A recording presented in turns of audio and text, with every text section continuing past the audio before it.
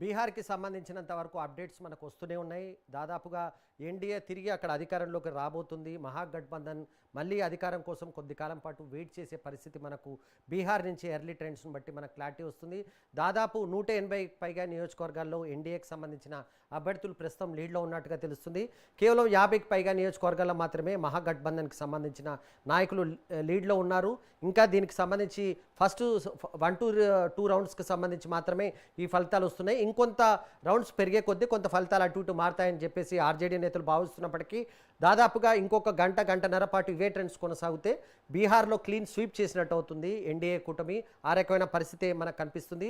అయితే బీహార్లో ఫలితాలకు సంబంధించి ఎన్డీఏ ఫలితాలు ముఖ్యంగా బీజేపీ మంచి ఫలితాలు సాధిస్తున్న నేపథ్యంలో అసలు బీజేపీ నాయకులు ఏమనుకుంటున్నారు, దీనికి సంబంధించి ముఖ్యంగా కూటమి విజయం వైపు దూసుకెళ్తున్న నేపథ్యంలో బీజేపీ నాయకుల అభిప్రాయాలను తెలుసుకునే ప్రయత్నం చేద్దాం. మనతో పాటు బీజేపీకి సంబంధించిన సీనియర్ నేత బుచ్చిరాజు మనతో పాటు ఉన్నారు. Buchiraju garu, welcome to Politent news. Thank you. నమస్తే. నమస్తే అండి.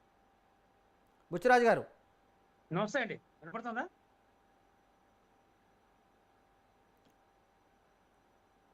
నా ఆడియో వినిపిస్తుందా అండి బుచ్చిరాజు గారు? వినపడుతుంది, చెప్పండి. రాజు గారు వినపడుతుంది. టెక్నికల్ ప్రాబ్లం ఉన్నట్టుంది. దానికి సంబంధించి మనం బీజేపీ నేతలతో మాట్లాడే ప్రయత్నం చేద్దాం. ఎందుకంటే ఈ ఎన్నికలకు సంబంధించి జూబ్లీహిల్స్ ఎన్నికల్లో బీజేపీ నేతలు ఎవరు పెద్దగా మాట్లాడడానికి ఇంట్రెస్ట్ చూపించారు. కానీ ఖచ్చితంగా బీహార్ ఎన్నికలకు సంబంధించి మాత్రం బీజేపీ నాయకులు ఖచ్చితంగా స్పందించే అవకాశం ఉంటుంది. బీజేపీ అక్కడ మళ్ళీ అధికారంలోకి రాబోతుంది. ఎన్డీఏ కూటమి ప్రభుత్వాన్ని అక్కడ మరోసారి ఫామ్ చేయబోతున్న నేపథ్యంలో బీజేపీలో మాత్రం కొంత హ్యాపీనెస్ కనిపిస్తుంది. బీజేపీ నేతలు ముఖ్యంగా నరేంద్ర మోడీ ప్రభుత్వం పట్ల ఎక్కడ బీజేపీ విజయం సాధించినా ఫస్ట్ ఫ్యాక్టర్ ఏం చెప్తారంటే నరేంద్ర మోడీకి సంబంధించి ప్రభుత్వం చేస్తున్న పాలన కానీ కేంద్ర ప్రభుత్వం అనుసరిస్తున్న విధానాలు, ప్రజా సంక్షేమ పథకాలకు ఇదొక మద్దతు ఇచ్చినట్లు అవుతుంది. ప్రజలు ఏ రాష్ట్రంలో ఎన్నికలు జరిగినా ఆ రాష్ట్రానికి సంబంధించి ముఖ్యంగా అసెంబ్లీ ఎన్నికలకు సంబంధించినంత వరకు మంచి ఫలితాలు సాధించినప్పుడు బీజేపీ నేతలు ఇలాంటి కామెంట్ చేస్తారు. ఆ రకమైన పరిస్థితి కూడా ప్రస్తుతం బీజేపీకి వచ్చింది. ఈ ఎన్నికలకు సంబంధించినంత వరకు చాలా వ్యూహాత్మకంగానే బీజేపీలు అడుగులు వేసినట్టుగా మనకు కనిపిస్తుంది. ఎక్కడ కూడా పొరపాటు చేయలేదు.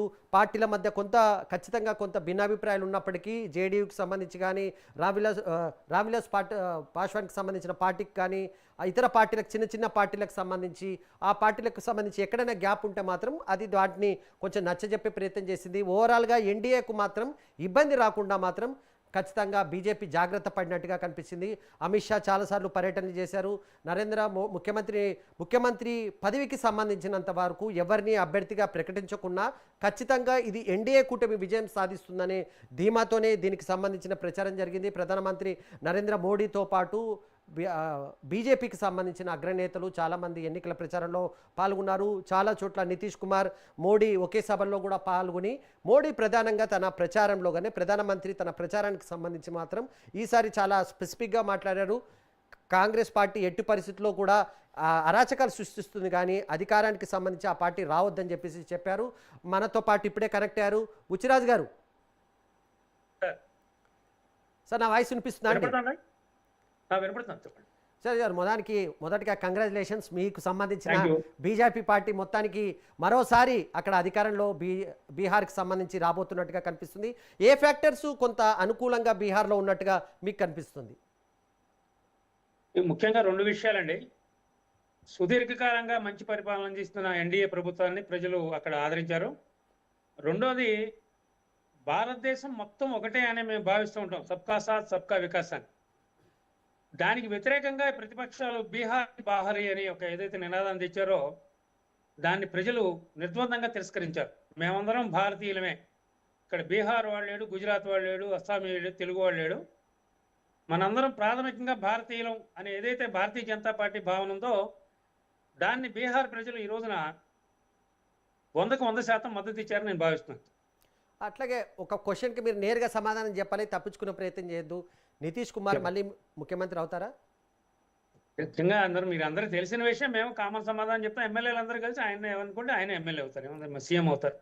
ఎట్లా సార్, అంటే నితీష్ కుమార్కి సంబంధించినంత వరకు ఆ ఇమేజ్ కొంత ఉపయోగపడింది అంటారా? ఎందుకంటే బీహార్లో రాజకీయం చేయాలంటే నితీష్ కుమార్ లేకుండా రాజకీయం చేయలేమని అంటారు. సో ఆ ఫ్యాక్టర్కి సంబంధించినంత వరకు బీజేపీకి అది కలిసి వచ్చింది అనుకోవచ్చా? ఖచ్చితంగా రెండు విషయాలు ఏంటంటే అండి, ఎక్కడ చూసినా కూడా డబుల్ ఇంజిన్ సర్కార్ అనేది భారతదేశం మొత్తంగా ఆ ప్రయోగం సక్సెస్ అవుతూ వచ్చింది. అందులో రాష్ట్ర ప్రభుత్వం, కేంద్ర ప్రభుత్వం 2 కూడా కలిసి ఎటువంటి భేదాభిప్రాయాలు, భిన్నాభిప్రాయాలు లేకుండా నడవటం మూలంగానే ఈ ఫలితం వచ్చింది. మీరు మొన్న లాస్ట్ టైం చూసుంటారు. ఎన్డీఏలోకి వచ్చిన తర్వాత నితీష్ కుమార్ గారు అన్నారు, నేను ఇంక ఎన్డీఏని వదిలిపెట్టి వెళ్ళను, ఎన్డీఏతోనే ఉంటానని. ఆ భావాన్ని మేమందరం కూడా భారతీయ జనతా పార్టీ గౌరవిస్తోంది. ఆ గౌరవం ప్రకారమే ఆ సీట్ల పంపిణీలు కూడా వాళ్ళకి సగం, మేము సగమే. మేము ఎంత తీసుకున్నామో వాళ్ళకి కూడా అన్నీ ఇవ్వడం జరిగింది. కాబట్టి ఆ గౌరవానికి ఎటువంటి ఇబ్బంది లేదు. మీరన్నట్టు ప్రజల మ్యాండేట్‌కి అనుకూలంగానే అక్కడ ప్రభుత్వాలు ఏర్పాటవుతాయి కదా! మహాగఠబంధన్‌కి సంబంధించినంత వరకు ఎట్లా చూస్తారండి? ముఖ్యంగా ఆర్‌జేడీ, కాంగ్రెస్ పార్టీకి సంబంధించి చాలా ప్రచారాలు చేశారు.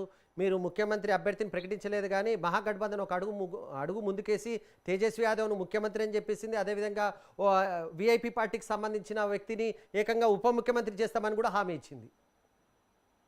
అంటే ఒకటండి, వాళ్ళు విభజన రాజకీయాన్ని దేశ ప్రజలు ఇవాళ ఒప్పుకోవట్లేదు. నేను ముందే చెప్పినట్టు బీహారీ, బాహరీ అనే నిదానాన్ని తీసుకొచ్చి ప్రజల్లో ఎక్కడైతే విభజన తీసుకురావడం ప్రయత్నం చేశారో, దాన్ని వాళ్ళ సొంత పక్షంలోంచి ప్రజలు కూడా తిరస్కరించారు. దానికి ఉదాహరణ ఏంటంటే, ఇన్ని సంవత్సరాల పాటు పరిపాలన చేసిన తర్వాత కూడా ఎన్డీఏ గ్రాఫ్ పెరిగింది అక్కడ. పూర్వం కంటే ఎక్కువ సీట్లు వస్తున్నాయి. అంటే దాని అర్థం ఏంటంటే, వాళ్ళు ప్రతిపక్షంగా కూడా ఫెయిల్ అయ్యారు. మైనారిటీ అబ్యూజ్మెంట్ అనేది ఏదైతే ఉందో దాన్ని ప్రజలు తిరస్కరిస్తున్నారు. రెండోది, భారతదేశం అసేతు సింహాచలం అంటే జమ్మూ కాశ్మీర్ నుంచి కన్యాకుమారి వరకు ఉన్న భారతదేశంలోని ప్రజలందరూ కూడా భారతీయులే. సబ్కా సాత్, సబ్కా వికాస్, సబ్కా ప్రయాస్ అనే ఏదైతే నరేంద్ర మోడీ గారి నినాదం ఉందో, ఆ నినాదం దేశ ప్రజల్లో 140 కోట్ల మందిని ఒక తాటి మీద తెచ్చే ప్రయత్నం జరుగుతోంది. ఆ ప్రయత్నంలో సఫలీకృతం అవుతున్నాం అనే దానికి ఉదాహరణ ఈ రోజున ఆర్జేడీ ఇలాంటి పార్టీలు ఓడిపోవడం, అక్కడ స్థానిక బలమైన కేడర్ ఉన్న పార్టీ కూడా ఓడిపోవడానికి కారణం అంటే విభజన రాజకీయాల్ని దేశవ్యాప్తంగా వ్యతిరేకిస్తున్నారు. అందులో బీహార్ ప్రజలు ముందున్నారు. వారికి నా అభినందనలు. బుచ్చిరాజు గారు, మీరు కూడా సార్, ఎక్స్‌పెక్ట్ చేస్తున్నారు. నేను కూడా అదే చెప్తున్నాను. వెంటనే ఇప్పుడు కాంగ్రెస్ పార్టీ గాని, రాహుల్ గాంధీ గాని ఒక అంశాన్ని తెరపైకి తీసుకొస్తారు. అక్రమాలు సార్, జరిగాయి, పోలింగ్ ఏకపక్షంగా జరిగింది, ఎలక్షన్ కమిషన్ సహకరించలేదన్న అంశం కూడా తెరపైకి వస్తుంది. ఈ కామెంట్స్‌పై మీరెట్లా చూస్తారు? ఇప్పుడు అదే విషయాన్ని దేశవ్యాప్తంగా కూడా ఒప్పుకుంటారా? భారతీయ జనతా పార్టీ చాలా చోట్ల ఓడిపోయింది. అక్కడ ఈవీఎంలు పనిచేయలేదా? Election commission పనిచేయలేదా? మాకు అవి ఎలక్షన్‌లో తాత్కాలిక లబ్ధి పొందడం కోసం, అంటే గుడ్డ కాల్చి మచ్చిపట్ట మీద వేయటం లాంటి ప్రయత్నం చేయటమే తప్ప, జాతీయ స్థాయిలో 100 సంవత్సరాల పైబడి చరిత్ర ఉన్న పార్టీకి నాయకత్వం వహిస్తున్న వాళ్ళు చేయాల్సిన పనులైతే కాదవి. ఎందుకంటే వ్యవస్థల మీద దాడి చేయడం అనేది దేశంలో ఉన్న అంతర్గత వ్యవహారాలు చాలా ప్రమాదకరం. ఎలక్షన్ కమిషన్ అనేది ఇండిపెండెంట్ బాడీ. వాళ్ళు పనిచేస్తారు. మేము అలా అనుకుంటే 100కు 100% గెలవాలి కదా! మేము కూడా గెలవలేదు కదా! ఇప్పుడు మీరు అన్నట్టు జూబ్లీ హిల్స్‌లో గెలవలేదు మేము. అక్కడ ఈవీఎంలు పనిచేయలేదా? కేరళలో గెలవట్లేదు, బెంగాల్‌లో గెలవలేదు చాలా కాలం పాటు మేము. అక్కడ ఈవీఎంలు పనిచేయలేదా? అది కాదు. మనం ఓడిపోవడానికి ఎందుకు మన ప్రజలు తిరస్కరిస్తున్నారు అనే దాన్ని కాంగ్రెస్ పార్టీ కానీ, ప్రాంతీయ ప్రతిపక్షాలు కానీ కూడా ఒకసారి వాడు ఆత్మవిమర్శ చేసుకోవాలి. అట్లాగే బుచ్చరాజు గారు, చాలా రోజుల పాటు భారతదేశంలో చర్చ జరిగింది. ఈ సర్ అనేది చాలా చోట్ల చర్చకు జరిగింది. దానిపైకి లీగల్గా పోయారు, హైకోర్టు నుంచి మొదలు పెట్టుకొని సుప్రీంకోర్టు వరకు పోయారు. సో ఈ సర్ ఇంపాక్ట్ ఎలక్షన్లో ఏ రకంగా కనిపించింది అంటారు? అవన్నీ అభూత కల్పనలు, తప్పులు అనే విషయాన్ని ప్రజలు గమనించారు. అల్టిమేట్‌గా డెమోక్రసీలో ప్రజలే న్యాయ నిర్ణేతలు. వాళ్ళు వాళ్ళ ఓటు ద్వారా ఈ కాంగ్రెస్ పార్టీ చేస్తున్న అరాచకాల్ని, వీళ్ళు చేస్తున్న అబద్ధ ప్రచారాల్ని తమ ఓటు ద్వారా తిరస్కరించారు. అది భారతీయ జనతా పార్టీకి ఇచ్చిన అత్యంత గౌరవం అని మేము భావిస్తున్నాం.